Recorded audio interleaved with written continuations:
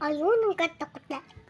Uy, si Kuya Kirby! Kuya Kirby! Oy, andito na ako. Nag-aalala ako. Nag-aalala kami sa'yo. Ano ba? Nakatulog lang ako. Doon sa klase ko. Radio mama. Ganda mo yung makeup ko. Ang kapal ng makeup mo. Pero ang ganda. Sino nag-makeup niyan? Ako lang. Wow ha? Sige, maliligo lang ako. Alipas ang isang oras. Ang tagal naman ni Kuya.